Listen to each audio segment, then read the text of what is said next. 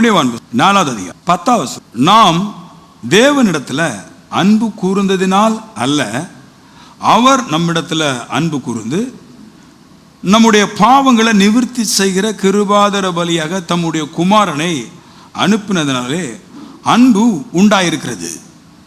இன்னைக்கு அற்புத விதமான ஒரு பகுதி பாருங்க. எனக்கு ரொம்ப நான் இன்ட்ரெஸ்டாக படித்த பகுதியில் இந்த வாரமும் ரொம்ப இன்ட்ரெஸ்டாக படித்தேன் பைபிள். ஏன்னா சொல்கிறாரு, அன்பை எப்படி உண்டாக்குறது, அன்பை எப்படி உருவாக்குறது அப்படின்ற ஒரு காரியத்தை சொல்கிறார். அதுக்கு எழுத்தாளர் யோவான் இயேசு கிறிஸ்துவை சாட்சியாக நிப்பாட்டி நம்மளுக்கு போதனை எழுப்பி தர்றாரு. அன்பை எப்படி உருவாக்குறது, அன்பை எப்படி உண்டாக்குறது அப்படின்ற காரியத்தில் நாம் எல்லாருமே பாவத்துக்கு அடிமைகளாக இருந்தோம். பாவத்தின் கொடிய மூர்க்கத்தில் மாட்டிகிட்டு இருந்தோம். பாவத்தில் இருந்து விடுதலையாக்குவதற்கு நிறைய சக்திகளை, நிறைய தெய்வங்களை எல்லாம் நம்ம ஆராதித்து வந்தோம். ஆனால் எந்த தெய்வமும் நம்முடைய பாவத்தை போக்கலை, பாவத்தை போக்க முடியவும் செய்யாது, பாவத்தை போக்கலை. இப்போது நம்ம என்ன ஆயிட்டோம் அப்படின்னா, நாம் நம்பியிருந்த தேவனெல்லாம் நம்முடைய பாவங்களாக இருக்கட்டும், நம்முடைய பிள்ளைங்களுடைய பாவங்களாக இருக்கட்டும், அந்த பாவத்தை நாம் போக்காததுனால நாம் சோர்ந்து போய் மரணத்துக்கு ஏதுவாக ஒரு இறந்த பிணத்தை போல தான் நம்முடைய வாழ்க்கை நடக்கிறது. அப்படி தான் நடந்துச்சு. அப்படி இருக்கும்போது தேவனே முன்னுக்கு வந்து தம்முடைய குமாரனை பூமியில் அனுப்பி நம்முடைய பாவங்களுக்காக கிருபாதர பலியானார் அப்படி இருக்குது. தேவனே வந்து நம்முடைய பாவங்கள் எல்லாவற்றையும் இறந்து எடுத்துட்டு போயிட்டார் அப்படின்ட்டு தான் சொல்லுது. இந்த கிருபாதர பலினா என்ன, அது நல்லா புரிஞ்சுக்கிட்டிங்கன்னா உங்களுக்கு ரொம்ப பிரயோஜனமாக இருக்கும். கிருபாதர பலினா என்னென்ன, நான் தேவனிடத்தில் அன்பு கூறாது இருக்கும்போது, பாயிண்டை பிடிச்சிக்கங்க, நான் தேவனுக்கு சத்துருக்களாக இருக்கும்போது, எனக்கு தேவனை நான் வெறுத்துட்டு இருந்தேன், தேவனிடத்தில் அன்பு இல்லை, என் அன்பெல்லாம் வேறொரு தெய்வத்திட்ட இருந்துச்சு, நான் இந்த இயேசுவை வெறுத்து ஒதுக்கி தெய்வத்திலே மிகவும் கழித்த ஒரு தேவனை போல தான் இயேசு நான் வச்சிருந்தேன். அப்படி இருக்கும்போது தெய்வம் தானாகவே முன் வந்து நம்முடைய பாவங்களுக்காக கொல்லப்பட்டார். அதாவது நல்லா புரிஞ்சுக்கங்க, நாம் ஒருவரை வெறுக்கிறோம், நாம் யாரை வெறுக்கிறோமோ அவரே முன்ன வந்து நம்முடைய பாவத்தை நீக்கி போடுறார், நிவர்த்தி ஆக்குறார் அப்படின்றார். இப்படித்தான் அன்பை உருவாக்குன்றார். அன்பை எப்படி உருவாக்குறதுன்னு, நான் ஒருவர்கிட்ட பேசும்போது அவர் ஒரு பெரிய பிரச்சனை உள்ள மனுஷனாக இருக்கிறாரு, அவர் ஒரு குடிக்கிற மனுஷனாக இருக்கிறாரு, அவர் ஒரு பெரிய பாவத்தில் இருக்கிறாரு, அவர் ஒரு பெரிய பிரச்சனை இருக்கிறாரு, பாவத்தினுடைய பிரச்சனையில் இருக்கிறார். இருக்கும்போது அவர் தான் என்கிட்ட ஒன்றும் கேட்கலையே, நான் எதுக்கு முன்னாடி இப்போ அவருக்கு உதவி செய்யணும் அப்படி சொல்லாமல், அவர் பாவத்தில் இருக்கிறாரு, அவர் கொடிய ஆக்கினில் இருக்கிறான்னு தெரிஞ்சிட்டு நானே மன உகுந்து முன்னாடி போய் அந்த மனுஷனுடைய பாவத்தை எடுத்து போடுறேனே, அதுதான் கிருபாதர பலி. கிருபை அப்படின்ற வார்த்தை வருது பாருங்க. தானாகவே முன்வந்து ஒரு மனுஷனுக்கு உதவி செய்யறமே, தானாகவே முன்வந்து ஒரு மனுஷனுடைய பாவத்தை எடுத்து போடுறமே, அதுதான் கிருபாதர பலின்றார். இப்படி செய்யும்போது அன்பு உண்டாகிறது. எவ்வளவு பெரிய சத்துருக்களா இருக்கட்டும், எவ்வளவு மோசமான ஆளா இருக்கட்டும், நீங்களாவே முன்வந்து உதவி செய்யும் போது அன்பு உருவாகிறது அப்படின்றார். ஆமென். அப்போ அன்பை உருவாக்குற விதம் பாருங்களேன். எவ்வளோ கேடாக இருக்கட்டும், மனைவி புருஷன் எவ்வளோ கேடாக இருக்கட்டும், நான் போய் அவங்க எந்த உதவி கேட்காமலே நான் அவங்களுக்கு முன்னுதவி செய்யும் பொழுது, அவங்களுடைய பாவத்தை எடுத்து போடுவதற்கு நான் வழிவகுக்கும் போது, அவங்க பிரச்சனைகளை எடுத்து போடுவதற்கு வழிவகுக்கும் போது அன்பு உருவாகிறது. அப்போ நம்ம அநேக நேரம் சொல்றது, என் கணவனார் என்னிடத்தில் அன்பு கூறல, என் மனைவி என்னிடத்தில் அன்பு கூறல, என் பிள்ளை என்னிடத்தில் அன்பு கூறல, நிறைய கேட்குறேன் நான் இந்த செய்தியை. ஊழியக்காரனாக இருக்கிறதுனால அன்பே இல்லை பாஸ்டர், அன்பு போயிட்டு அப்படின்றாரு மக்கள் சொல்றாங்க. ஆனால் இங்கே எழுத்தாளர் யோவான் சொல்றாரு, நீயாட்டே அவங்களோட குற்றத்தை பார்க்காம போய் ஒன்று அவங்களுக்கு பலிகளாய் ஆக்கும்போது, ஒன்று அவங்களுக்கு கொடுக்கும்போது அவர்கள் உன் மீது அன்பு வைக்கிறார்கள் அப்படின்றார். ஒன்று. ரெண்டாவது, அன்பை எப்படி உருவாக்குறது, வேதம் சொல்லுது, தம்முடைய ஒரே பேரான குமாரனை உலகத்துக்கு கொடுத்தார், பலியாக்கினார், கொன்றார் அப்படின்றது. அதாவது என்கிட்ட இருக்கிறதுலையே பெஸ்ட்டை ஒரு ஒஸ்டான ஆளுக்கு கொடுத்தா கண்டிப்பாக அந்த மனுஷன் அன்னைக்கு என்னோட கூட ஃப்ரெண்ட்ஷிப் வச்சுக்குவோம். அன்பு வச்சுக்குவோம், அன்பு உருவாகிரும். ஆள் வஸ்ட், அந்த மனுஷன் கவனிப்பாரற்றது, கேட்க ஆள் இல்லாம இருக்குது, வாதை நோயிலை பிடிச்சிட்டு இருக்கிறாரு, வறுமையில் இருக்கிறாரு, எந்த பொருளாதாரம் இல்லாத இருக்கிறாரு. இவன் ஏண்ட நிறைவான நன்மைகள் இருக்குது, நானே முன்னுகுந்து என்கிட்ட இருக்கிற பெஸ்ட்டை கொண்டு கொடுத்து அவருக்கு ஆகாரத்தை கொடுத்து வஸ்திரத்தை கொடுத்து அவருடைய எல்லா பலவீனத்தையும் சரியாயிட்டோம்னா இப்போ அந்த மனுஷன் என்னிடத்துல அன்பு கூறுகிறான். அன்பு இப்படிதான் உருவாகுது, அன்பு தானா வராது. ஆமென் சொல்லுங்களேன். என் கணவன் இடத்துல அன்பு கூறினா என்ன, என் பிள்ளை இடத்துல அன்பு கூறினா என்ன, அப்படி வராது. அன்பு வரவே செய்யாது. தேவன் இந்த உலகத்துல அன்பு கூற வைக்கிறதுக்கு சொந்த குமாரனே இழந்தார். அதனாலதான் அன்பு உண்டாயிற்றுன்றது. ஆமென். அப்ப அன்பு எனக்கு வேணும் அப்படின்னா நான் என்ன முழுமையாய் இழக்கணும், என்னுடைய பெஸ்ட்டை தான் இந்த உலகத்துக்கு கொடுக்கணும். நான் யாரிடத்துல அன்பு வைக்கணும் விரும்புகிறேனோ அவங்களுக்கு என்னுடைய பெஸ்ட்டை, என் ஜீவன் தான் இந்த உலகத்தில் பெஸ்ட்டு.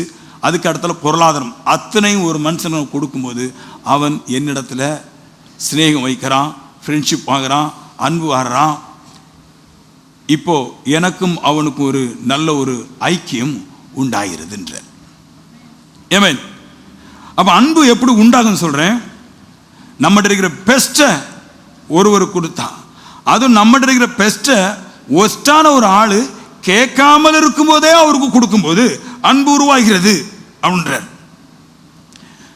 அன்பு நம்ம ஊர்ல அன்பு எப்படி வரும்னா, தாலி கட்டுனா அன்பு வந்துடணும் அப்படின்னு நினைப்போம் இல்லையா? மனைவி சாப்பாடு கொடுத்தா அன்பு வந்துடும் நினைக்கிறோம். அன்பு அப்படி வராது.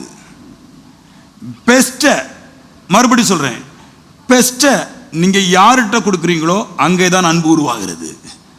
என் கணவனுக்கு நான் பெஸ்ட்டை கொடுத்தா, என் மனைவிக்கு நான் பெஸ்ட்டை கொடுத்தா அங்கே அன்பு உருவாகிறது. என் பிள்ளைகிட்ட பெஸ்ட்டை கொடுத்தா அங்கே அன்பு உருவாகிறது. எங்க பெஸ்ட்டோ அங்க அன்பு உருவாகிறது. அப்போ ஆண்டவர் சொன்னாரு, என்ன ஒரே பேரான குமாரன் இந்த உலகத்துக்கு கொடுத்ததுனால அன்பு உண்டாயிற்று அப்படின்றார். ஏமே அப்ப கரங்களை தட்டி ஒரு விஷயம் கூட.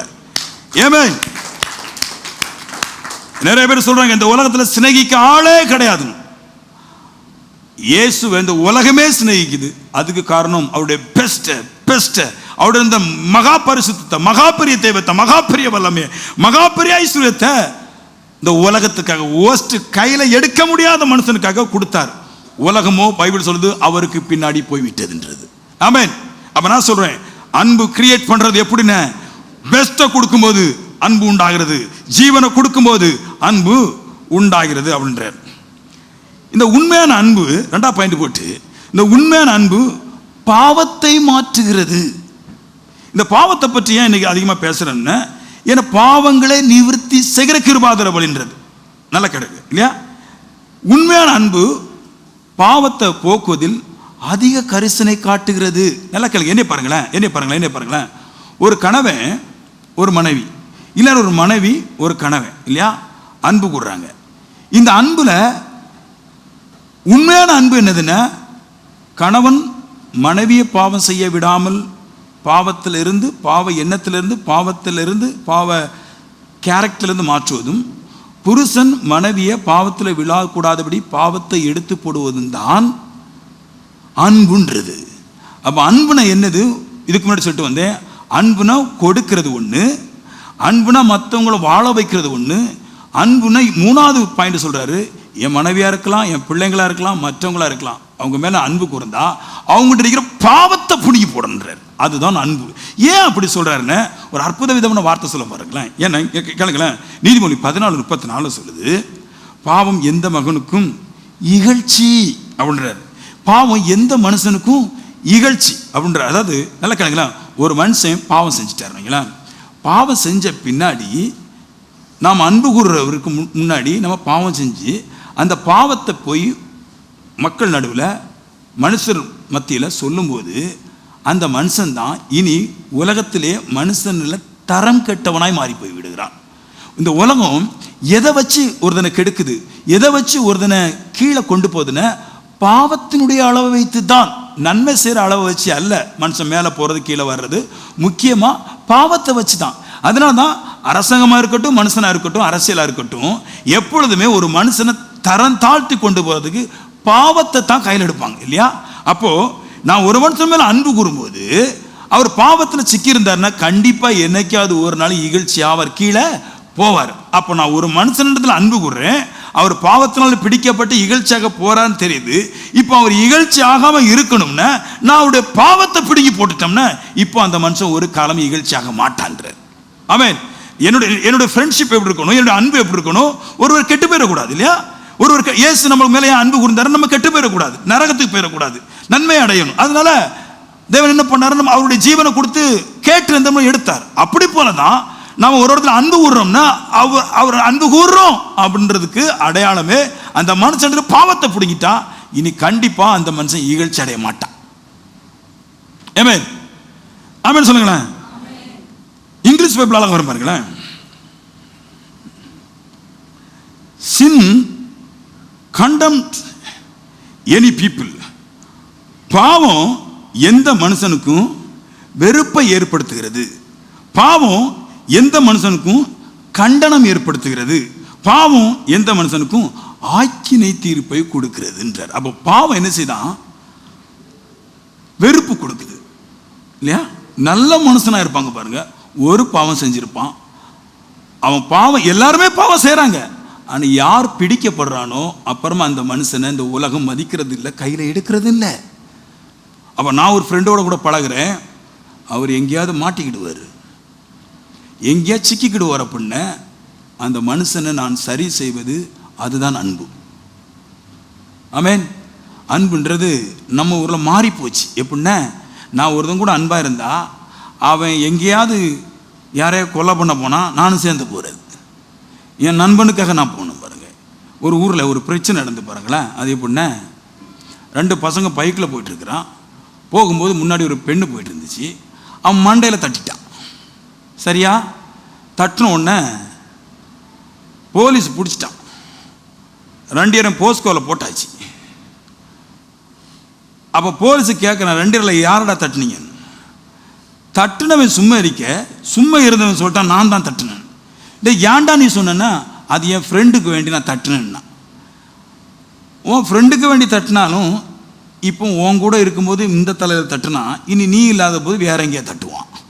ஏன்னா கேரக்டர் மாறல, நீ தான் உள்ள போற, ஃப்ரெண்டு காட்டி நீ உள்ள போகலாம். ஃப்ரெண்டுன்றது பாவத்துக்காக தலையை கொண்டு கொடுக்கறது இல்லை, பாவத்தை மாற்றுறது. கரங்களை தட்டி ஒரு வீச்சு கூட. ஆமென். ஃப்ரெண்டுன்றது பாவத்துக்கு சேர்ந்து போறது இல்லை, ஃப்ரெண்டுன்றது பாவத்தை எடுத்து விடுவது. அதுதான் உண்மையான ஃப்ரெண்டு, அதுதான் உண்மையான அன்பு. அவனை பாவத்தை எடுத்துட்டா இனி அவனுக்கு இகழ்ச்சியோ, அவனுக்கு பிரச்சனையோ, அவனுக்கு பாடோ, அவனுக்கு வெறுப்போ, அவனுக்கு ஆக்கினையோ, மற்றவர்களால் கண்டனமோ அவனுக்கு உண்டாகுவதில்லை என்று. நல்லா கேளுங்களேன். சூப்பர் சூப்பர் பிரசங்கம் பாருங்களேன் இல்லையா? நம்மளாம் ஃப்ரெண்டு வச்சுருப்போம், டூர் போகிறதுக்கு, எங்கேயோ சுற்றுறதுக்கு, எங்கேயோ படம் பார்க்க போகிறதுக்கு, இல்லை எங்கேயாவது குடிக்க போகிறதுக்கு. இதுக்கு தான் ஃப்ரெண்டு கேட்ட அன்பு மை லவ் வரும்போம். ஆனால் இங்கே இயேசு மாற்றி சொல்கிறாரு, உண்மையான லவ்வர் பாவத்தை எடுத்து போட்டுறாரு. ஏன்னா பாவத்துக்கு தான், பாவத்தை மாற்று கிருபாதர பலியாக அவர் வந்தார் இல்லையா? அப்போ நான் என்ன சொல்கிறேன், பாவத்தை எடுத்து போடுறது அன்பு. அதனால தான் நிறைய வீட்டில் மனைவி மார்க்க கணவனை போட்டு சுரண்டு நீங்கள் குடிக்காதங்க, நீங்கள் பாவத்தில் போகாதீங்க, ஏனுங்க மாட்டிடுவாங்க, குடும்பம் நாசமாக போயிடுவாங்க, ஏங்க இப்படி மாட்டிடுவாங்க, போயிடுவாங்க, எல்லாம் போயிருங்க. ஏன்னா பைபிள் சொல்லுது, பாவம் எந்த மகனுக்கும் இகழ்ச்சி. என்னைக்காவது சிக்கிற வரைக்கும் தான் நாம் டாப்பை தெரிவோம், மீன் பெரிய ஆளாக தெரிவோம். என்னைக்கு அது சிக்கணும் மோசமான ஆகிடுவோம். ஆமீன். பில் கிளின்டன் அப்படின்னு ஒரு ஆள் அமெரிக்காவில் இருந்தார். அவர் ஜனாதிபதி.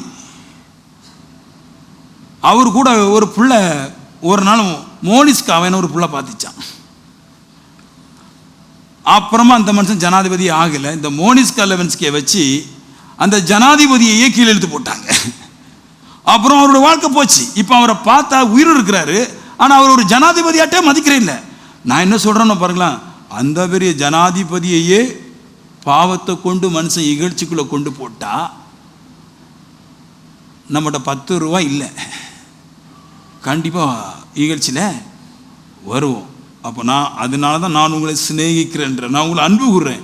எதுக்குன்னு, உங்களுடைய பாவத்தை எடுத்து விடுவதற்குத்தான் என்னுடைய அன்பு பிரசங்கமாய் வேலை செய்கிறது. நான் எதுக்கு இங்கே கஷ்டப்படுறேன் அப்படின்னா, இரவும் பகலும் நான் ஏன் ஜெபம் பண்ணுறேன் அப்படின்னா, வர்ற ஜனங்கள் ஒன்னே ஒன்று தானே செய்யணும். நிறைய காசு கொடுக்கறது ஒரு பக்கம், அதை பார்க்கல ஒன்னே ஒன்று செய்யணும். அவங்களுடைய பாவத்தை பிடுங்கிட்டா இனி அந்த மனுஷன் நம்பர் 1 ஆயிடலாம். ஆமென். அதுக்கு இந்த பாவம் போனா என்ன நடக்கும்? இன்னொரு விஷயம் சொல்றேன். பாவம் போச்சுன்னா இகழ்ச்சி மாறிடுது. பாவத்தை பற்றி இன்னொன்று சொல்லுது. உண்மையான பாவம் அன்பை பாவத்தை மாற்றிலும் சொன்ன பாருங்க. அதுக்கு எரேமியா 5:25 அழகான ஒரு வார்த்தை சொல்லியிருப்பாரு. உங்கள் பாவம் உங்களுக்கு நன்மை வர ஒட்டாது இருக்கிறது அப்படின்னு சொல்றேன். நான் நல்ல பாவம் செஞ்சுட்டு வைங்களேன், நான் நல்ல பாவம் செஞ்சுட்டேன் இல்லையா, பாவம் செஞ்சுட்டு நான் ஊரில் சிக்கிட்டேன், கடவுட்ட சிக்கிட்டேன். இப்போ நான் கஷ்டப்படுறேன். யார்கிட்ட போய் ஒரு உதவி கேட்டால் அவன் பெரிய துன்மார்க்க கொடுக்காத, அவன் ரொம்ப மோசமான ஆள், அவன் ஒரு கையில் எடுக்க உதவாது அப்படின்ட்டு நான் செய்த பாவம் மனுஷனை கொண்டு எனக்கு யார்கிட்ட நன்மை கேட்டாலும் வர ஒட்டாதுன்றார். கிடைக்காது. பாவம் நான் ஒரு நாள் இதை சொல்லிட்டு தான் போனேன். நான் ஒரு நாள் ஒரு ஆள்கிட்ட ஒரு 1 லட்ச ரூபா வாங்கினேன். திருப்பி கொடுக்கறதுக்கு 10 வருஷம் ஆச்சு. ஒரு வருஷம் 1 லட்ச ரூபா வாங்கிட்டு மறு வருஷம் போய் ஏதோ ஒரு 50 தரக்கூடாதுன்னு அவர் சொன்னார். உன் குணத்துக்கு தரலாமையா அப்படின்ட்டாரு. கொடுத்த பைசா திருப்பி தரல, அதில் கொஞ்சம் உன் குணமே சரியில்லை அப்படின்ட்டு எனக்கு மறுபடியும் காசு தரமாட்டேன்ட்டார். அப்போ நான் ஒரு முடிவு பண்ணேன். நான் என் பாவத்தை எப்பமெல்லாம் மனுஷன் வெளியே பார்க்குறானோ அப்பமெல்லாம் என் நன்மை தடைப்படுது. அது மனுஷன் சரி தேவத்திட்ட சரி, என் பாவம் வெளியே வேலை செய்யும்போது, தேவத்திட்ட பிடிக்கப்படும் போது, மனுஷனால் பிடிக்கப்படும் போது எனக்கு நன்மை கிடைக்காமல் போகிறது. ஒரு பக்கம் இகழ்ச்சி, ஒரு பக்கம் கண்டனம், இன்னொரு பக்கம் நன்மை கிடைக்காம இருக்குது.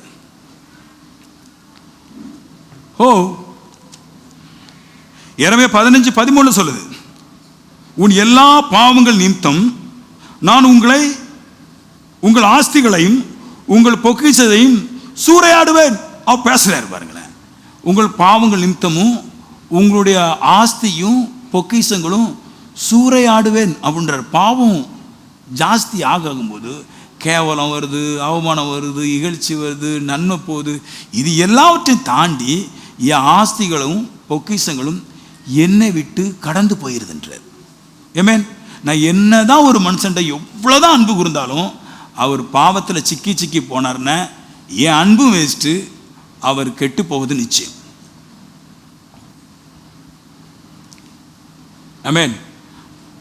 நான் ஒருவர்கிட்ட அன்பு கூறுறேன், அதுக்கு கண்டிப்பாக நன்மை செய்வேன், கண்டிப்பாக 2வது அந்த மனுஷனை வாழ வைப்பேன். கண்டிப்பாக 3வது பாயிண்ட், நான் ஒரு இடத்துல அன்பு கூர்ந்தால் அவருடைய பாவத்தை எப்படியாவது எடுத்து போடுவதற்கு முழு பிரயாசத்தையும் நான் அதில் செலவழிப்பேன். கரங்களை தட்டி ஹோ. அப்படி வாழ்ந்திருக்கீங்களா நீங்கள்? உங்களுடைய ஃப்ரெண்டெல்லாம் உங்களோட ஃப்ரெண்டிடத்தில் அன்பு கூறும்போது இனி அவன் பாவம் செய்யக்கூடாது, அவன் பாவத்தை எடுத்து போட்டாதான் நல்லா இருப்பான்னு பண்ணியிருக்கோமா? கேட்கும்போது ஆச்சரியமாக இருக்குது. என்னைக்கு போகணும்? அவனோடு கூட சேர்ந்து படம் பார்க்க தானே போகணும் இல்லையா? அவனோடு கூட சேர்ந்து ட்ரிங்க்ஸ் பண்ண தானே போகணும். இல்லை நம்ம நானும் கெட்டு போவேன் நீயும் கெட்டு போயிடுவோம், அதனால் நம்ம பாவத்தை எடுத்து வெளியே போடுவோம் அப்படின்னு ஒரு பெரிய அதிகாரம் இந்த உலகத்தில் யாருமே போதிச்சே கிடையாது. ஏசு தான் சொல்கிறார், நீங்கள் ஒரு இடத்துல அன்பு கூர்ந்தால், ஒரு இடத்துல மிகுதியான அன்பை வச்சிருந்தால் அவரை எங்கும் மாட்டிக்கொள்ளக்கூடாதபடிக்கு அவருடைய பாவத்தை குறித்து கரிசனையாக இருங்க. அந்த பாவம் போச்சுன்னா கண்டிப்பாக வெற்றி நிச்சயம். ஏன்னா பாவம் தான் ஒரு மனுஷனை கெடுக்குது, பாவம் தான் ஒரு மனுஷனை நிலகுலைய பண்ணுது, பாவம் தான் ஒரு மனுஷனை மூடனாக்குது, பாவம் தான் ஒரு மனுஷனுக்கு தோஷத்தை கொண்டு வருது, பாவம் தான் மரணம் அழிவு எல்லாவற்றையும் கொண்டு வருது. அன்பு கூறுறவன் பாவத்தை கடத்தி விட வேண்டும். நல்லா கல்யாணம் கட்டும்போது ஆண்டவருடைய பிள்ளை தான் கல்யாணம் கட்டணும்னு நினைச்சேன். அதுக்கு ரொம்ப போராடினேன், பல வருஷங்கள் போராடினேன். நான் வீட்டில் எதிர்ப்பு, நிறைய பிரச்சனைகள்.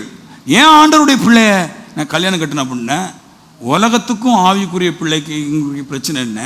உலகத்தில் இருக்கிறவங்கள்ட்ட பாவம் இருக்குது, அதை எடுத்து போடுறதுக்கு முன்னாடி நம்மளுக்கு கதை முடிஞ்சிடும். ஆண்டவருடைய பிள்ளைகள் பாவத்தை எதிர்த்து நிற்கிறதுனால வெற்றி லகுவாய் கிடைக்கிறது. நான் சொல்லுவேன், 100 கோடி ரூபாய்க்கு உலகத்தில் ஒரு பெண்ணை எடுக்கிறத பார்க்கலும் ஒரு ஆண்டவருடைய பிள்ளைய காசே இல்லாமல் எடுத்தா நீ தான் ஜெயிப்ப. ஏன்னா பாவம் யாரையும் கீழே தள்ளும், நீதி யாரையும் உயர்த்தும். பாவம் இந்த மகனுக்கு இகழ்ச்சின்னு சொல்லி போட்டிருக்க பாருங்க, அதே இடத்துல தான் போட்டிருக்கும், நீதி ஜனங்களை உயர்த்தும். நான் சரியான பாதையில் போனால் நான் தலைச்சிறந்த ஐஸ்வர்யவனாய் பெரியவனாயிருப்பேன். ஆமென். அப்போ நாம் மற்றவர் மீது அன்பு கூற வேண்டும். அந்த அன்பு பாவத்தை நீக்குவதாக இருக்க வேண்டும். பாவத்தை நீக்குவதில் கரிசனை காட்ட வேண்டும். அது உங்களால் தானே முடியும். உலகத்தால் ஒரு மனுஷனுடைய பாவத்தை நீக்கி போடுவதற்கு வாய்ப்பே இல்லை. அவருடைய தேவம் பாவம், அவர்கள் பாவம், அவர்கள் பாவத்தில் தான் இருப்பாங்க. ஆனால் நீங்கள் என்ன பண்ணணுமோ, உங்களுக்கு மட்டும்தான் அந்த அதிகாரம் இருக்குது. இதை மறந்துடக்கூடாது. ஆவிக்குரிய ஜனம் நம்ம மறந்துடக்கூடாது. உலகத்துடைய பாவத்தை எடுத்து போடுவதற்கு ஒரே ஒரு மனுஷனுக்கு மட்டும்தான் அதிகாரம் இருக்குது. இந்த ஆவிக்குரிய நம்மளுக்கு மட்டும்தான். நம்ம மட்டும்தான் ஒருவனுடைய பாவத்தை சொல்ல முடியும், ஒரு மனுஷனுடைய பாவத்தை எடுத்து போட முடியும். நாம தான் அந்த பகுதியில் கிறிஸ்துடைய ஸ்தானாதிபதியாக இருக்கிறோம். நம்மளால் மட்டும்தான் செய்ய முடியும். இதை நல்லா உணர்ந்துக்கிடணும். நண்பர்கள்ன்ற பேரில் கொடுத்துட்டே இருக்க முடியாது. நரகத்தில் எவ்வளோ நன்மைகளை போட்டாலும் திருப்பி வராது.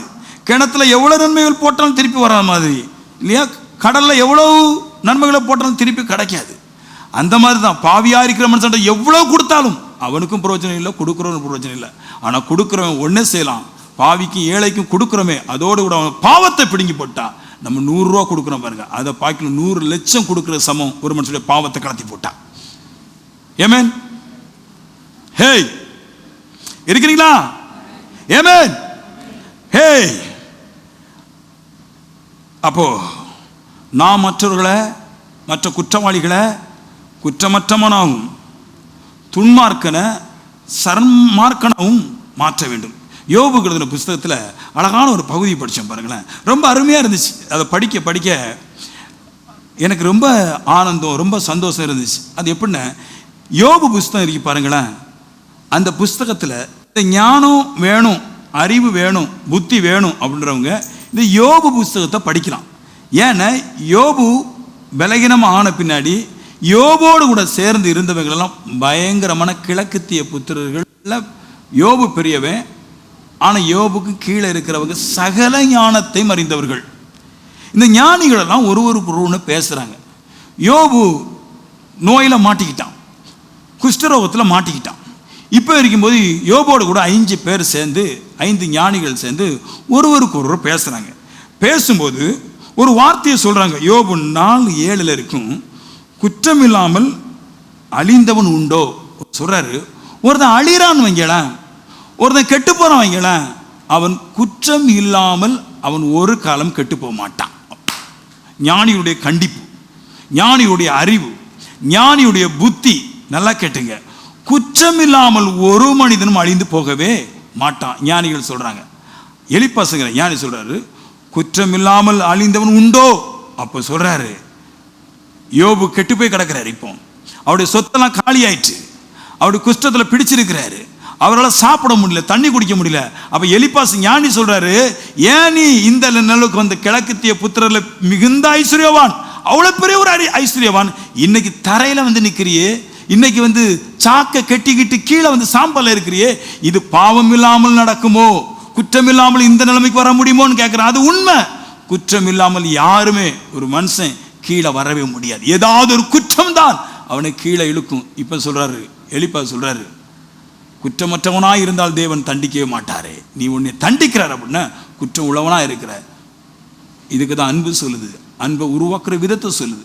ஒருவருக்கு சத்தியத்தை சொல்லுங்க, அவர் கேட்கலன்னு விட்டுருங்க, சத்தியத்தை சொல்லினால் அவரை ஏற்றுக்கொள்ளுங்கள் அப்படின்ற. ஏன்னா நீங்கள் என்னதான் ஒருவரை ஃப்ரெண்டு பிடிச்சி அன்பு எவ்வளோதான் கொடுத்தாலும் அவன் பாவம் இருக்கும்போது அவனும் கெடுவான், நம்மளையும் கெடுப்பான்.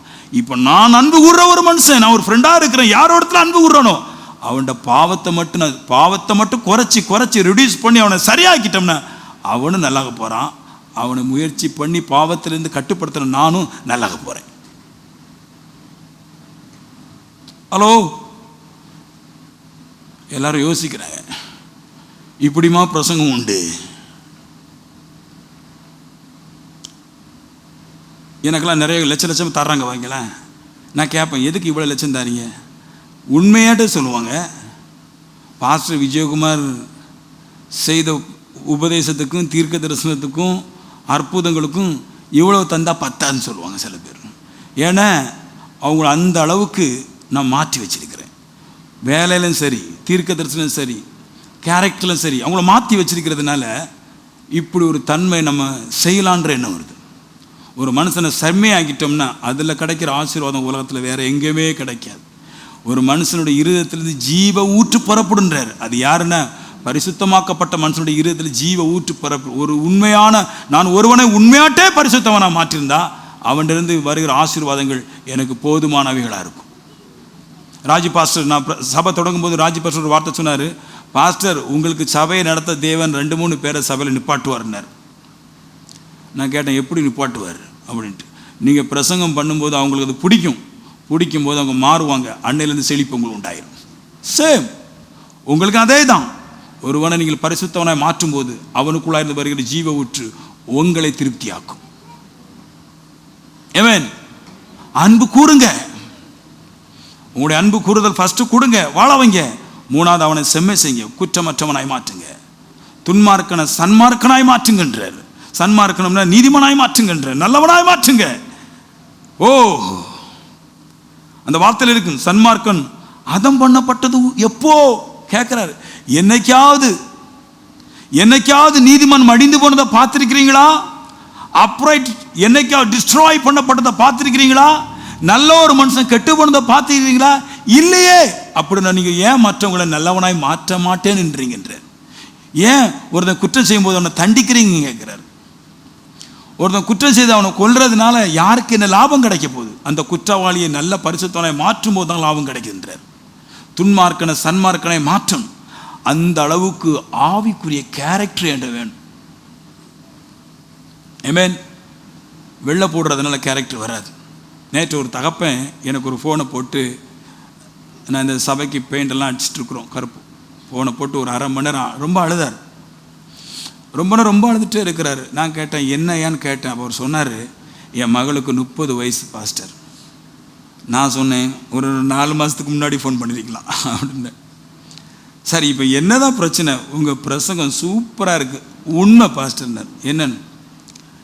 என் மகளுக்கு நாகர்கோயிலில் மாப்பிள்ளை பார்த்தேன். பார்க்கும்போது மூஞ்சியை பார்த்தா அப்படி சூப்பராக மேக்கப் போட்டு நல்லா வெள்ளையாக இருந்துச்சு. ட்ரெஸ்ஸை பார்த்தேன், அப்படியே இயேசுநாதர் மாதிரியே தான் ஃபீல் வந்துச்சு. வெள்ளை ட்ரெஸ்ஸு, ஒரு கரை கூட கிடையாது, அவ்வளோ அழகு. நகையெல்லாம் இல்லை. அதை பார்த்தோன்னே எனக்கு ரொம்ப சந்தோஷம் அப்படின்னார். அப்புறமா மாப்பிள்ளை பார்க்க பொண்ணோடு கூட வந்துட்டாராம். நம்ம நாகர்கோயிலுக்கு தான். இங்கே டிபிஎம், சிபிஎம், இயேசு, கிருபாசனம் நிறையா சர்ச் இருக்குது. வெள்ளை நகைலாம் போட மாட்டான். அந்த ஊழியக்காரர், அந்த வெள்ளை போட்டிருந்த சபையோட ஊழியக்காரர் வந்திருக்கிறாங்க. அந்த மாப்பிள்ளை வந்திருக்காங்க, அப்பா அம்மா வந்திருக்கிறாங்க. பாஸ்டரும் மாப்பிளோட அம்மா அப்பா கேட்டது, 100 பவுன் தருவீங்களா?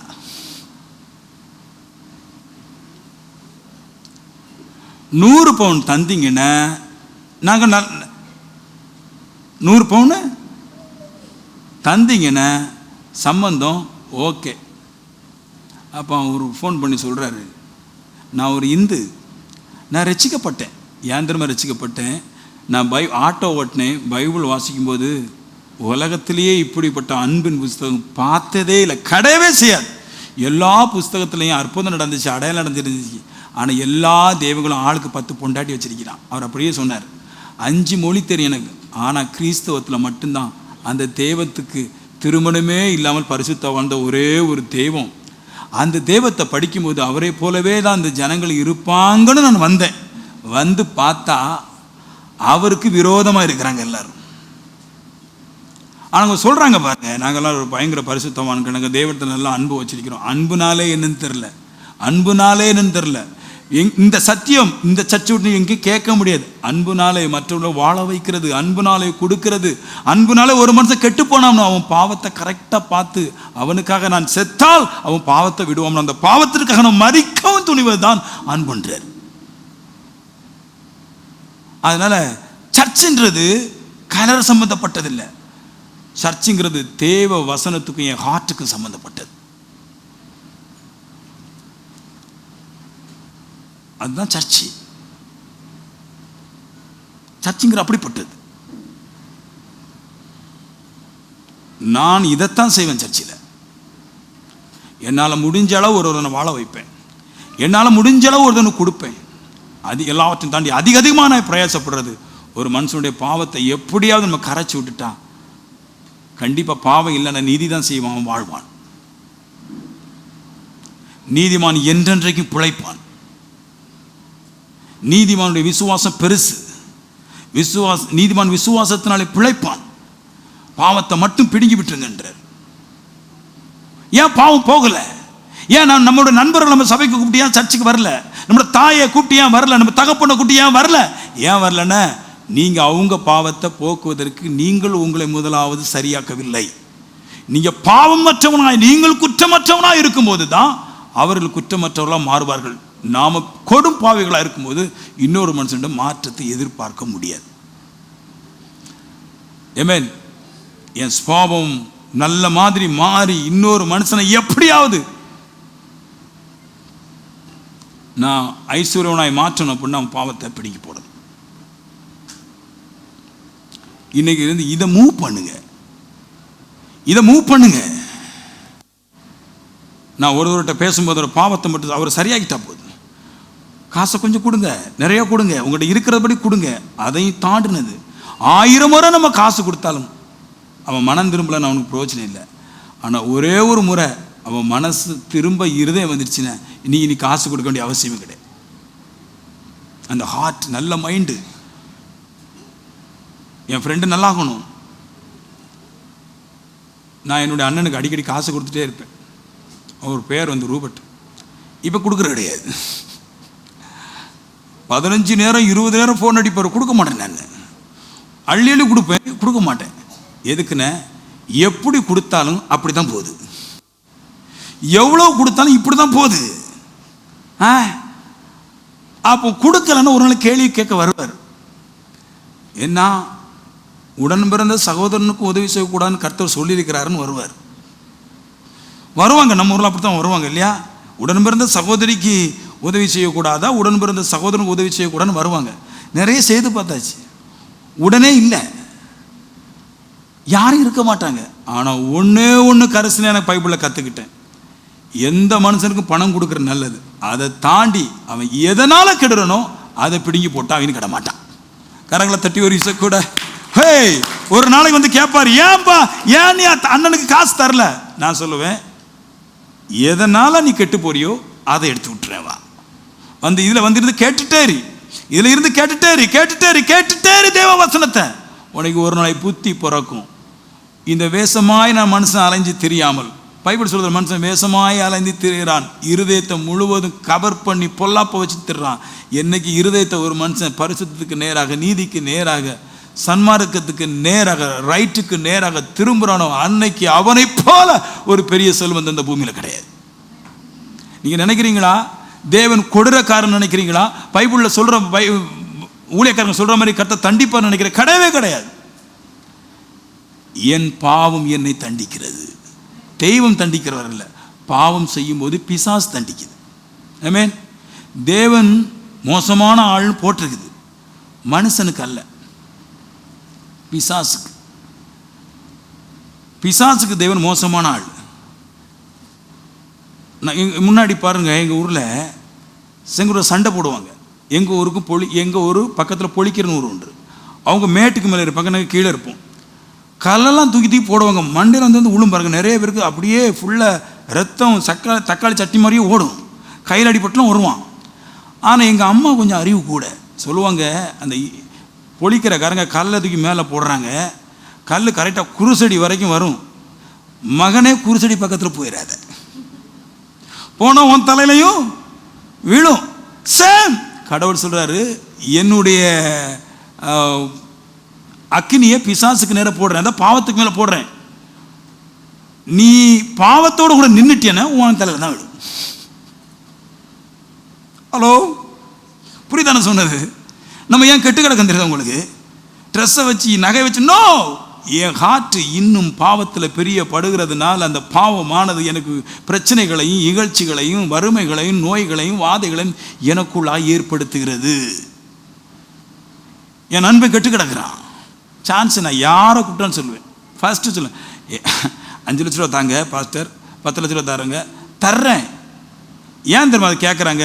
இன்னும் அவங்களுக்கு வெற்றி அடைவதுக்கு வழி தெரில. மனுஷனையே நம்புகிறான். நான் சொல்கிறேன், பைபிளும் உன் ஹார்ட்டும் சம்மந்தப்பட்டு பைபிள் உள்ளதை எடுத்து இதயத்தில் வச்சுட்டிங்கன்னா இனி என்ன தேட மாட்டேன், கர்த்தரை தேடுவேன். ஏன்னா கர்த்தர் தான் உனக்கு எஜமானர் இருந்து சகலத்தையும் தருவார். எனக்கு பாஸ்டர் ஏதாவது ஹெல்ப் பண்ண முடியுமா, ஏதாவது உதவி பண்ண முடியுமா? ஆமென். ஓ, நம்ம எல்லாரும் கேட்போம் பாருங்க, ஏதாவது உதவி செய்தா என்ன, ஏன் செய்யணும்? கர்த்தர் தான் வழி வச்சிருக்கிறாரு. என் துன்மார்க்கத்தை நான் மாற்றி நான் கர்த்தருக்கு வெளிச்சமாக இருக்கிறார். யார்கிட்ட கேட்டாலும் தரமாட்டாங்க. யாருங்க கொடுப்பா?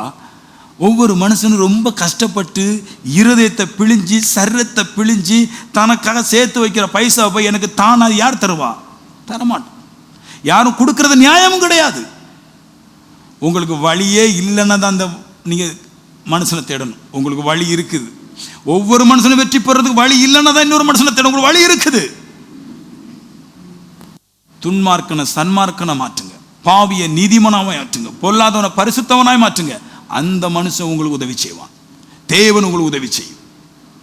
ஒரு மனுஷனை ரசிக்க முடியல. ஒரு சபையில இத்தனை பேர் இருக்கும், உங்களால் ஒரு மனுஷனை 2 வருஷத்துக்கு 1 வருஷத்துக்கு ஒரு மனுஷனை ரசிக்க முடியல.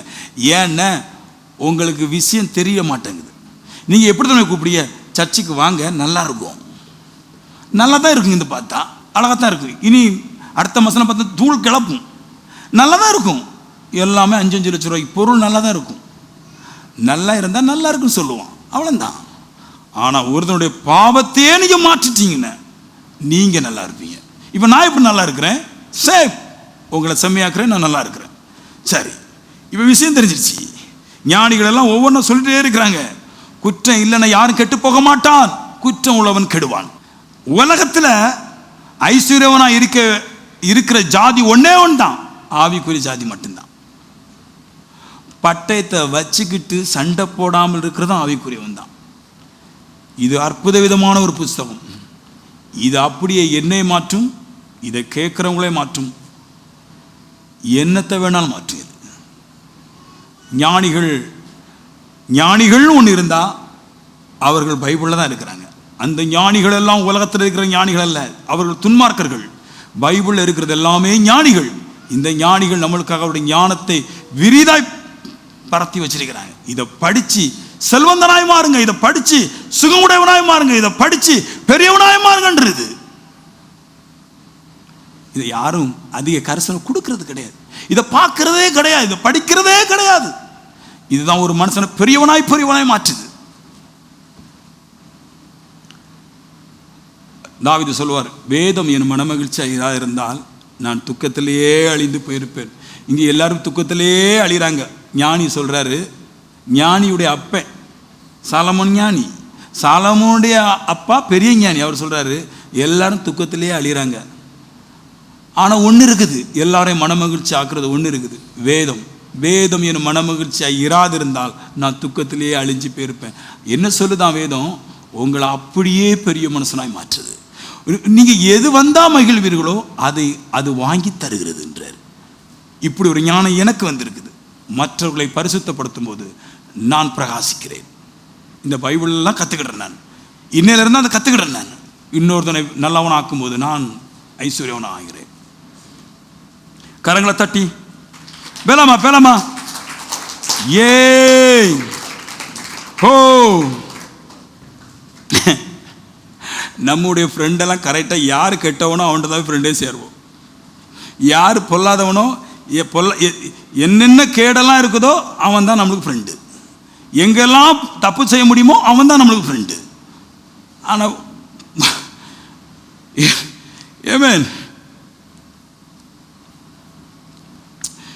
இன்னைக்கு ஒரு விஷயத்தை நான் உங்களுக்கு ஆழமாக சொல்ல போகிறேன். தேவனுடைய அன்பினுடைய வல்லமையும் சாத்தானுடைய பாவத்துடைய வல்லமை. ஏன்னா இங்கே அதான் நடக்குது, தேவ அன்பு பாவம், இந்த ரெண்டுக்கு நடக்கிற போராட்டம். முதல்ல சொல்லட்டும், ஆமென் சொல்லுங்களேன். பாவத்தை பைபிள் மத்தேயு லூக்கா மார்க்ல எல்லாம் வருது. என்னைய பார்க்கணும், பாவத்தை கயிறுக்கு ஒப்பிட்டு பேசுகிறார். பாவங்கிறது ஒரு கயிறு. உங்கள் வீட்டில் ஒரு ஆடு இல்லைன்னா ஒரு மாடு, ஒரு கழுதை, ஒரு எருது, ஏதோ ஒன்று இருக்குவீங்களேன். அதனுடைய கழுத்தில் கொண்டு போய் நீங்கள் கயிறை கட்டினா இந்த கயிறை அந்த மாட்டால் அறுத்து போட முடியாது, தெரிச்சு போட முடியாது. கழுத்தில் கட்டி வச்சா ஒரு கண்ணி மாதிரி போட்டா. ஏன்னு கேட்டிங்கன்னா அது அதிக ஸ்ட்ராங். இது என்னதான் தலையை வச்சு என்னதான் அது பண்ணாலும், உடம்ப வச்சு என்னதான் அது பண்ணாலும் அந்த கயிறு அக்காது. பைபிள் சொல்லுது, முப்பெரி நூல் ஈஸியாக நூல் பிரியாது, விடாது, அவ்வளோ ஸ்ட்ராங், மக்கி போகாது கயிறு. அப்படிதான் பாவமும் மக்கி போகாது. 2, இந்த கயிறு இருக்கு பாருங்களேன். இந்த கயிறு உங்கள் கழுத்தில் கட்டுனா இந்த கழுத்தில் இருக்கிற கயிறை மன்னிக்கணும், உங்கள் கழுத்தில் வச்சுக்கோங்களேன். உங்கள் கழுத்தை சுற்றி ஒரு கயிறை கட்டினா, லூஸ் இல்லாமல் டைட்டாக கட்டினா, எருதுடைய கழுத்துலையும் ஒரு கழுத்தில் டைட்டாக கட்டினா அந்த எருதாலையும் சரி நம்மளாலையும் சரி அந்த கயிற்றை பார்க்க முடியாது. பார்க்க முடியாத ஒரு கயிறை மனுஷன் தெரிக்கிறது அறுக்கிறதுங்கிற கஷ்டம், ரொம்ப கஷ்டம் இல்லையா?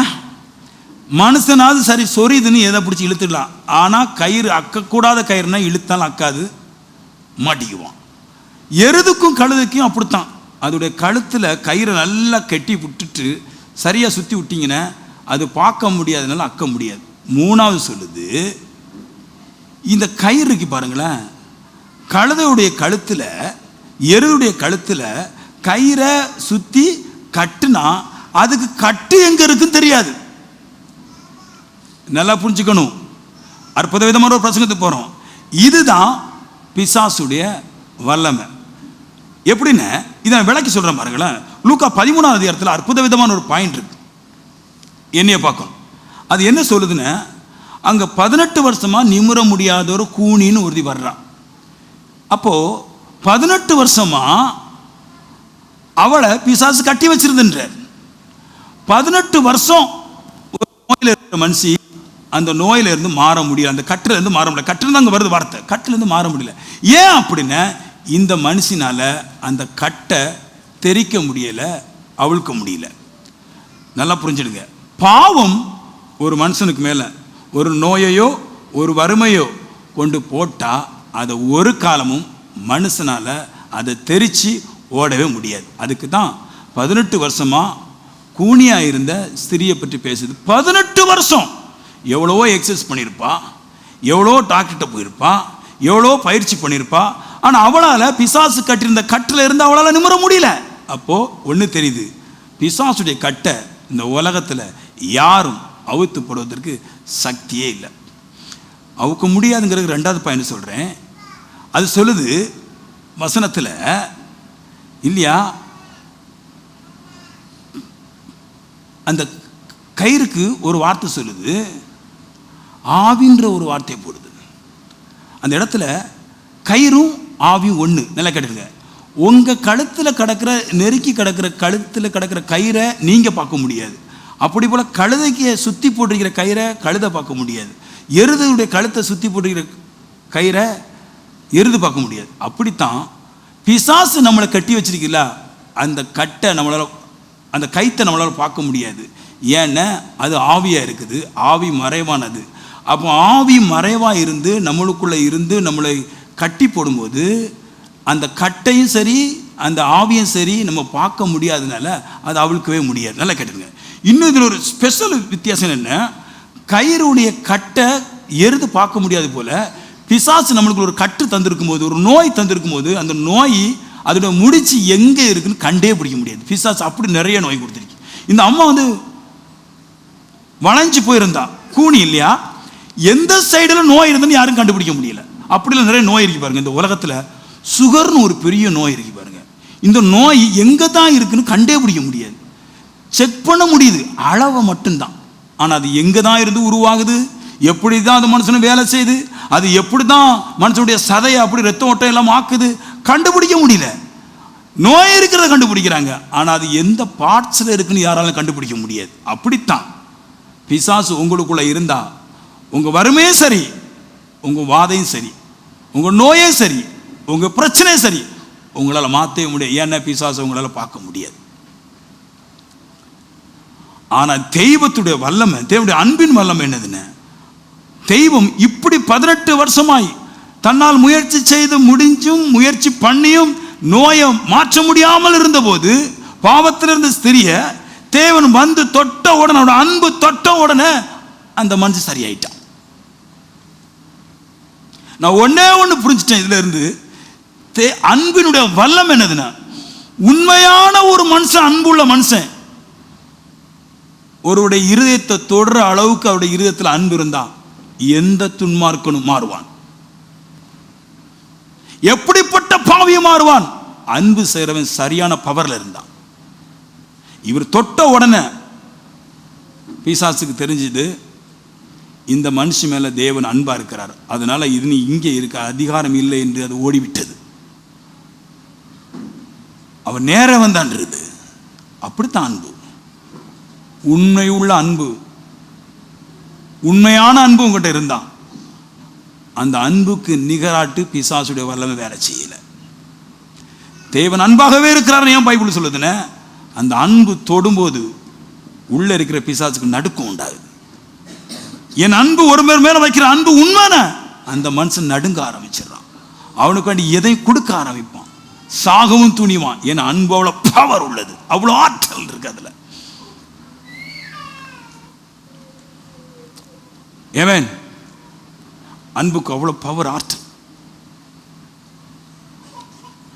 நம்ம கொடுக்கும்போது ஒரு ஸ்திரியுடைய கையில சரி, ஒரு புருஷனுடைய கையில சரி, ஒரு பொருளை வைக்கும்போது நம்ம என்ன எண்ணத்தில் வைக்கிறோம்னு அவங்களுக்கு புரிய முடியும், அவங்களோட ஆத்மா புரியும். இந்த மனுஷன் தொடும்போது என்ன எண்ணத்தில் தொடுறாரு, பேசும்போது என்ன எண்ணத்தில் பேசுறாரு அவங்களுக்கு எல்லாருக்குமே தெரியும் இல்லையா? அவங்களுடைய இருதயம் கிரகிக்க முடியுது. உள்ள இருக்கிற பிசாசு எல்லாத்தையும் கற்றுக் கொடுக்கும்.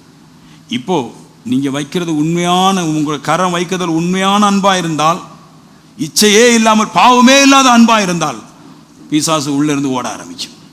நான் ஒரு மேல கை வைக்கிறோம் வைங்களேன், அந்த கை வைக்கும் போது என்ட பாவமோ விலகினமோ இருந்தா பிசாசு போகாது. நான் கை வைக்கும் போது அந்த மனுஷனை உண்மையாகவே சிநேகிக்கிறேன், பாவமற்றவனாய் நானும் இருந்த அந்த மனுஷனை பாவம் இல்லாதவனாய் மாற்றுகிறேன்ங்கிற உணர்வு தொடும்போது பிசாசு போகிறது. நம்மளை என்னதான் கை வச்சாலும் பேய் ஓடாது. நிறைய பேர் தலையில் கை வச்சு தலை மொட்டையாகினது ஒன்று, இவங்க குடும்ப மொட்டையாகினது ஒன்று, யாருக்கு மாற்றம் இல்லை. ஏன்னா நான் கை வைக்கும் போது இது பூரண அன்புல நிறைஞ்சிருக்கணும். அப்போ தான் இன்னொரு மனுஷனுக்கு இந்த பவர் வேலை செய்யும். ஏமேன். தெய்வத்துடைய அன்பு எவ்வளோ பவர் உள்ளது பாருங்களேன். அவர் தொட்ட உடனே அந்த அம்மா அப்படி நேர ஸ்டேட் ஆயிட்டான். she was straighten up பண்றது, அவன் நேராக இருந்துட்டான்றது. அன்புக்கு அவ்வளோ பவர். எந்த மனுஷனையும் அன்பு மாற்றும். எந்த மனுஷனே அன்பு சுமையாக்கும். யார் எந்த துன்மார்க்கனும் சரி மாற்றும். நீ அன்பு வைங்க, அன்பை உருவாக்குங்க. இயேசு கிறிஸ்துவை போல கிருபாதர பலியானன்றது இல்லையா? இயேசு பவர்னால அற்புதம் செய்யறாரு மட்டும் இல்லை, அது அன்பின் பவர். இயேசுடைய ரத்தத்தை, சிந்தப்பட்ட ரத்தத்தை அதை வெட்டி பார்த்தா அதில் அன்பு மட்டும்தான் இருக்கும், வேற ஒரு பாவமும் இருக்காது. அதில் தான் அது தொட்ட உடனே பேய்கள் நிற்கிது, அது பட்ட உடனே தூதர்கள் நிற்கிறாங்க. ஏன்னா இதில் அன்பு மட்டும்தான் இருக்குது, பாவமே கிடையாது. சுத்தமான அன்பு இயேசு கிறிஸ்து ரத்தத்துக்கு இருக்கிறனால அது அப்படி வேலை செய்யுது. நானும் இப்படிப்பட்ட ஒரு மனுஷனாக மாறிட்டான், உண்மையான அன்புள்ள மனுஷனாக மாறிட்டான்.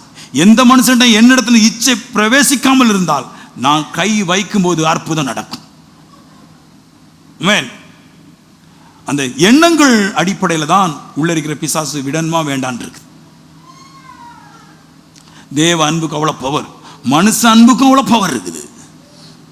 மனுஷன் கை வைக்கும் போது, ஒரு மனுஷனை பார்க்கும்போது இச்சை வெளிப்படாமல் இருந்தால் அதில் அற்புதத்தை தவிர வேறு ஒன்றும் வெளியே வராது.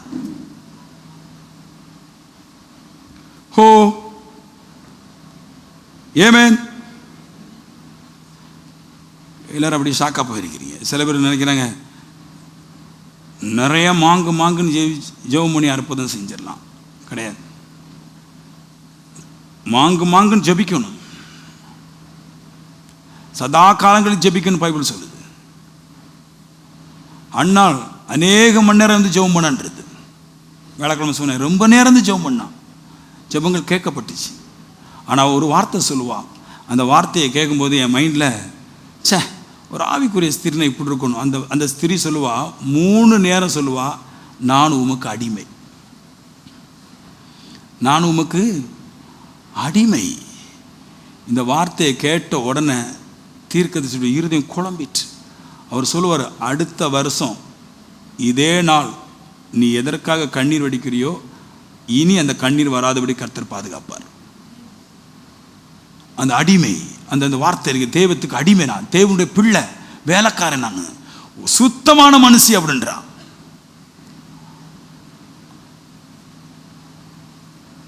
நம்ம உள்ள ஜோம் பண்ணும்போது நிறைய கண்ணீர் வடிப்பாங்க பாருங்களேன். இன்றைக்கி இதை நான் சொல்லிட்டு தான் போனேன். ரொம்ப அற்புத விதமாக இருந்துச்சு. நான் காலையில் எல்லா ஞாயிற்றுக்கிழமும் காலையில் நான் வாக்கிங் போவேன். அப்போ போகும்போது பிரசங்கத்தை தான் சொல்லிகிட்டே போவேன், படிச்சுட்டே போவேன். இன்றைக்கும் அப்படியே பிரசங்கத்தை சொல்லி சொல்லி சரியாட்டு ப்ரிப்பேர் பண்ணிட்டு போயிட்டு இருக்கும்போது ரொம்ப தூரம் போயிட்டேன். அப்புறம் திருப்பி வந்தால் ஒரு நடக்குது, ஒரு பெண்ணு நடக்குது, அழுதுகிட்டே ஓடுது, தாத்தாவை பார்த்து அழுதுகிட்டு இப்படி 2 கையை தூக்கி வச்சுட்டு என்னை தூக்குங்கன்னு சொல்கிற மாதிரி ஒட்டே இருக்குது. பக்கத்துலையும் ஒரு மனுஷன் இருக்கிறார். இது அழுது தாத்தா பார்த்து அழுதுட்டு ஓடும்போது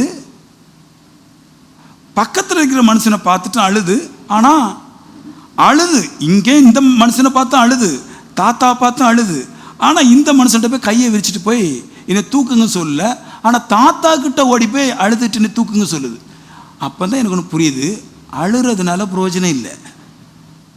அழுதாதான் அந்த அந்த சிறு பிள்ளைக்கு அறிவிக்க பாருங்க, நான் இவர்கிட்ட அழுதுனால அவர் என்ன தூக்க போகிறது கிடையாது, ஆனால் எங்கள் தாத்தாட்ட போய் அழுதா அவர் தூக்குவார். ஏமேன். அப்போது பொருள் எங்கே இருக்குதுன்னா அழுறதல்ல. நான் போய் அழுறான்னு பாருங்க, நான் சச்ச அழுறேன் சொன்ன காலைல சொன்ன இப்போ ஒரு ஸ்திரீ மறுபடி சொல்கிறேன், கரெக்டாக 1 வயசு அழுதுகிட்டே ஓடுது, தாத்தா நீ கையை தூக்கி பிடிச்சி தாத்தாட்ட ஓடுது. அதே அழுது அந்த சிறு பொண்ணு பக்கத்தில் ஒரு ஆள் இருக்கும்போது அது அழுது, ஆனால் இனி தூக்குங்கன்னு அவர்கிட்ட போகல, தாத்தாட்ட தான் போகுது. அப்போ அழுக இந்த ஆள்கிட்டையும் காமிக்குது, தாத்தாட்டையும் காமிக்குது. ஆனால் எது ஜெயிக்குதுன்னா இப்போ அழுக ஜெயிக்கல, உறவு தான் ஜெயிக்குது.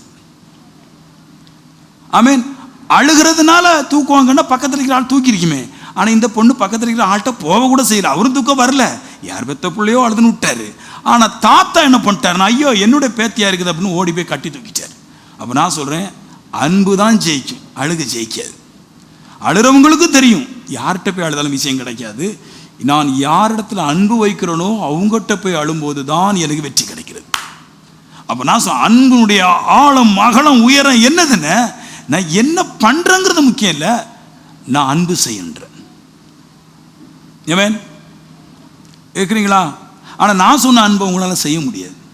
2 வாரமாக சொன்ன அன்பை செய்ய முடியும், ஒருத்தனுக்கு கொடுக்க முடியும், அது பரிசுத்தத்தில் பாதி வேலை செய்யுது.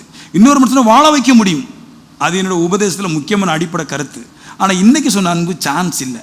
அன்புங்கிறது ஒரு மனுஷனுடைய பாவத்தை வெளியெடுத்து போடுவதுன்றது சான்ஸே இல்லை. ஏமேன். இந்த இந்த இந்த உபதேசத்தை கேட்டு உலகத்தில் யாரும் மாற போகிறதும் கிடையாது, ஈஸியும் கிடையாது இல்லையா? கிருபாதர வழி, தேவன் உலகத்தில் அன்பு கூர்ந்ததுனால தன்னை கிருபாதர வழியாக ஒப்பு கொடுத்தார் அப்படின்னு சொல்கிறோமே. ஒரு பாவியிட்ட போய் நாமளே முன்னாடி போய் நம்ம இறக்க அவனுக்கு காமிச்சு அவனுக்கு பணத்தை கொடுத்து அவன் பாவத்தை மாற்றுவதுன்றது மனுஷனுக்கு வேலை இல்லாத விஷயம், செய்ய மாட்டான். ஆனால் அதைத்தான் சொல்லுது, அன்புன்றது ஒரு மனுஷனை கெடுக்கிறதுக்கு போகாமல் கெட்டு போகிறவனை செம்மையாக்குறது பேர் தான் அன்பு.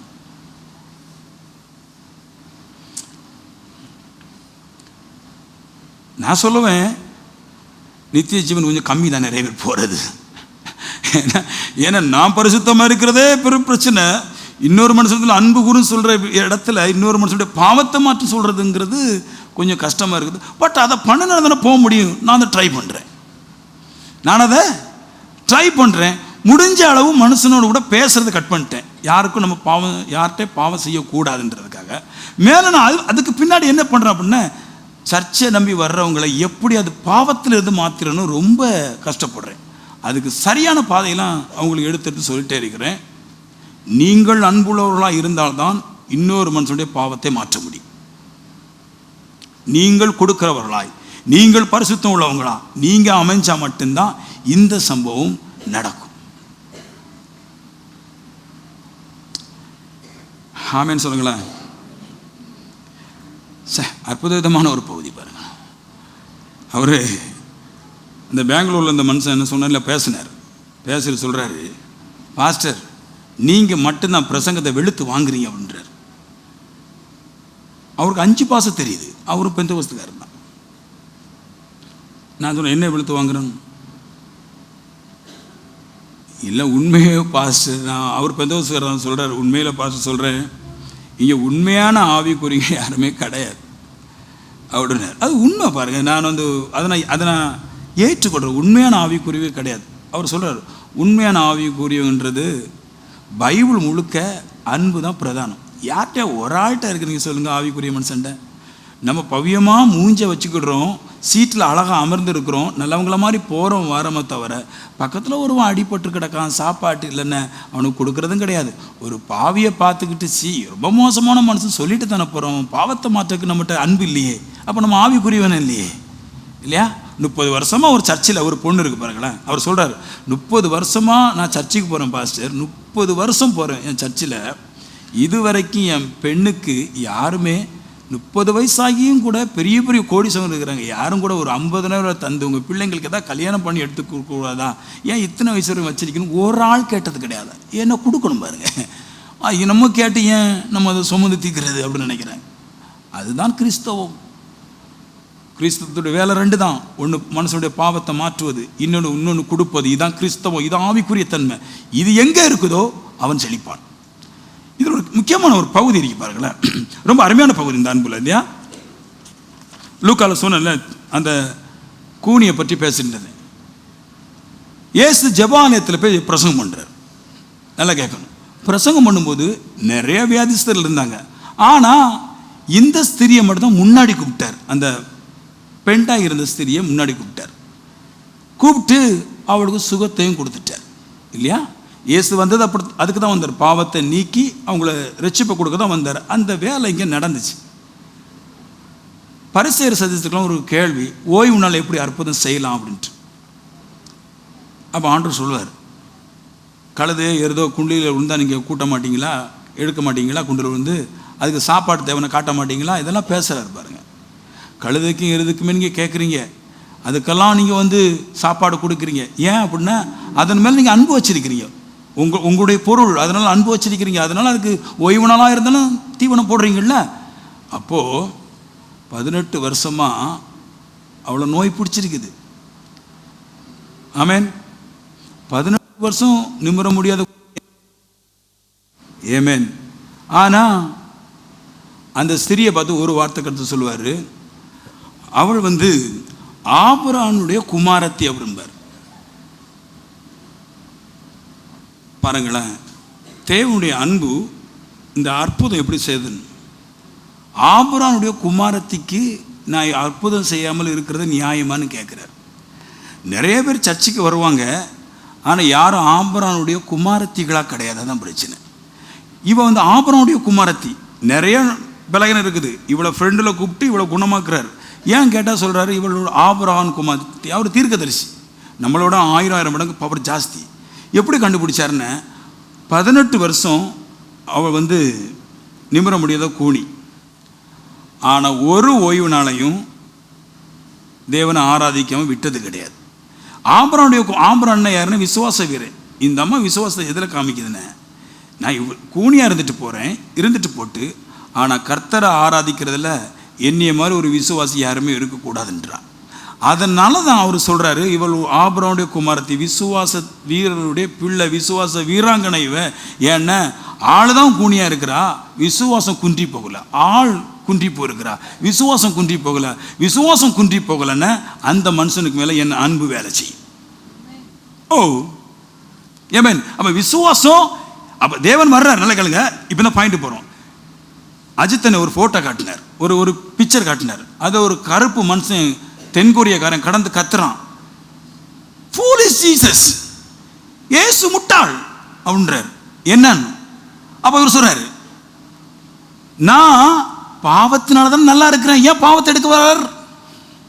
அவர் கேட்ட சரிதானே, நான் களவு தான் நல்லா இருக்கிறேன், ஏசு ஏன் களவை மாற்ற வர்றார்? நான் எப்போ நல்லா இருப்பேன்? நான் குடிக்கிறதுனால தான், பிராண்டி விற்கிறதுனால தான் நல்லா இருக்கிறேன். அந்த கேரக்டர் அவர் எடுத்து போட்டா நான் எப்படி பிராண்டி வித்து நல்லா வருவேன்? நான் விபச்சாரம் செய்கிறதுனால தான் நல்லா இருக்கிறேன். விபச்சாரத்தை எடுத்து போட்டால் நான் இப்படி நல்லா இருப்பேன். ஜீசஸ் இஸ் த ஃபூலிஷ் அப்படின்றாரு. இயேசு ஒரு முட்டாள். நான் கேட்டேன்னா அவர் ஏன் பாவத்தை எடுக்கிறதுக்கு? நானே அதனால தான் நல்லா வந்துட்டு இருக்கிறேன். அவர் ஏன் பாவத்தை எடுக்க வந்திருக்கிறான்? ஏன் வந்தாரு எனக்கு தெரிய மாட்டேங்குது. அவன் கேட்கறதுல ஒரு கேள்வி நல்லா தான் இருக்குது. ஏன் அவர் பாவத்தை எடுக்கணும்? நான் பாவத்தில் நல்லா தானே இருக்கிறேன் அப்படின்ட்டு. ஆனால் அவனுக்கு தெரியாது பாருங்க. என்னைக்காவது ஒரு பாவம் வந்து நம்மளை என்னைக்காவது ஒரு நாள் இகழ்ச்சியை தரும் தெரியாது. இப்படி பேசுறவங்களுக்கு கர்த்தர் அற்புதம் செய்யறது கிடையாது. ஏன் பாவத்தை எடுக்க வந்தார், ஏன் பிரச்சனைக்கு ஏன் வந்தார், இப்படிலாம் பேசுறவங்களை எடுக்கிற கிடையாது. அவர் என்ன சொல்றாருன்னா, நான் எல்லாருடைய பாவத்தை நீக்கி ரசிக்க தான் வந்திருக்கிறேன். இதை யார் விசுவாசிக்கிறாங்களோ அவங்களுக்கு வேலை நடக்கும். ஹே புரியுதா? எல்லாருக்கும் வரல. நீங்க குடிச்சுதான் நீங்க நல்லா இருக்கணும், குடிச்சு நல்லா இருக்கலாம். பாவம் செய்துதான் நீங்க நல்லா இருக்கலாம். ஆனா பரிசுத்தமா நல்லா இருக்கணும் அப்படின்னா என்ன விசுவாசிச்சாக்கணும், உங்க பாவங்களும் உங்களுடைய நோய்களும் உங்களை விட்டு மாறி போகும், நீங்கள் வெற்றி அடையலாம். நான் இந்த வழியை பிடிக்கிறேன். பாவத்தினால நல்லா இருக்கணும் ஆசைப்படல, தெய்வத்தோடு கூட இருந்து பரிசுத்தமாக நல்லா இருக்க வேண்டும் ஆசைப்படுறேன். அதனால என் பாவத்தை இயேசு எடுத்து போடுவதற்கு இயேசுக்கு என் இருதயத்தில் இடத்தை கொடுக்குறேன். அவர் பாவத்தை எடுத்து போட்டால் நான் ஜெயிச்சிடலாம். எவ்வளோ தூரம் ஓட முடியும்? ஓட முடியாது. நான் சொல்லுவேன், ஒரு மனுஷனுடைய வெற்றி தோல்வி அவன் பாவத்துடைய அளவில் தான் இருக்கு தவிர வேற எதுலையுமே கிடையாது. அதனால தான் இயேசு கிறிஸ்து பாவத்தை போக்க வந்தார். அப்புறம் தான் நன்மையை செய்கிறார். ஃபஸ்ட்டு பாவத்தை போக்குனாரு, அப்புறமா பரிசுத்த ஆவியை கொடுத்தாரு. பாவம் இருக்கிற மனுஷனுக்கு எவ்வளோ நன்மை கொடுத்தாலும் அவன் கேரக்டர் மாறாது. ஆனால் பரிசுத்தமாக்கப்பட்ட மனுஷனுக்கு பரிசுத்த ஆவியை கொடுத்தாலும் நன்மையை கொடுத்தாலும் அவன் இனி பாவம் செய்ய போகிறது கிடையாது. அவனால் நன்மை மட்டுமே உண்டாகும். அப்போ நான் பரிசுத்த ஆவியை பெற்று கிறிஸ்து இயேசுவை ஏற்றுக்கொண்டு பரிசுத்த ஆவியை பெற்றிருந்தா இன்னொரு மனுஷனுக்கு நன்மை செய்ய முடியும், அவனுடைய பாவத்தை எடுக்க முடியும். அவன் பாவத்திலிருந்து விடுதலாக்கப்பட்டதுனாலே இந்த உலகத்தில் தலை சிறந்த இடத்துக்கு மாறிவிடுகிறான். ஈஸிங்க ஒரு மனுஷனை ஜெயிக்க வைக்கிறது. நிறைய பேர் காசை நம்புகிறாங்க. காசு இருந்தால் பணக்காரன் ஆகிடலாம். கிடையாது, அது சும்மா சொல்கிறாங்க. காசு இருந்தால் பணக்காரன் ஆகிடலாம், அதெல்லாம் சும்மா. அதை நம்பவே செய்யாதீங்க. காசு இருந்தால் நல்லா வந்துடலாம், சான்ஸே கிடையாது. காசு வந்து ஒரு மனுஷன் நல்லா ஆக்குறதுக்கு உதவி செய்ய தவிர அது நல்லாவே ஆக்காது, சான்ஸே இல்லை. எங்கள் வீட்டு பக்கத்தில் கவர்மெண்ட் ஹாஸ்பிட்டல் ஒன்று இருக்குது. அதில் ஒரு தங்கச்சி பூவும் அடிக்கடி செருப்பு இல்லை, சுடிதார் முழுக்க கிழிஞ்சிருக்கும், அழுக்காக இருக்கும். கழுத்தில் உத்திராட்ச கொட்டை, வார் ரொம்ப மோசமாக இருக்கும். தலையை கோரினதே கிடையாது, பல்லு தேய்ச்சதே கிடையாது. ஆனால் அவட்ட ஒரே ஒரு விஷயம் இருந்துச்சு, ஐஃபோன் ப்ரோ வச்சிருக்கிறான்.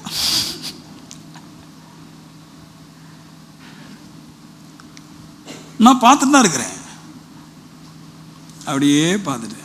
பின்னாடி ஆப்பிள் கவர் வச்சிருக்கிறாளா இல்லைன்னா ஆப்பிள் ஃபோன் தான் தெரியல. ஆனால் ஆப்பிள் தின்றது காசு இல்லை, ஃபோன் வச்சிருக்கிறா. ஏன்னா அவன் நினைக்கிற இதுல இருந்து ஏதோ சாதிச்சிடலாம். இப்படித்தான் பைசா வச்சு அளவே போடாதீங்க. என்னை பற்றி உங்களுக்கு தெரியும், ஊழியக்காரன்லே அதிகமாக கஷ்டப்பட்டது நான் மட்டும்தான். எல்லாரும் சொல்லுவாங்க நான் மட்டும்தான். ஆனால் ஊழியக்காரன்லேயே அதிகமாக காசு வாங்குறது நான் தான், வாங்க போகிறது நான் தான். ஒன்று தான் கற்றுக்கிட்டேன், பாவத்துக்கு பாய் பாய் சொன்னால் பரிசுத்தம் நன்மை தரும். ஆமென் சொல்லுங்களேன்.